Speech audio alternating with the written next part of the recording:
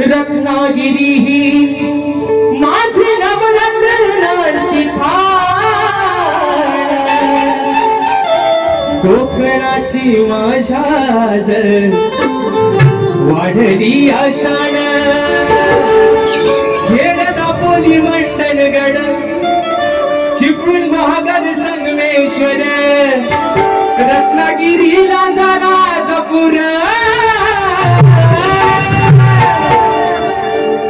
हे बोल रे एकदा.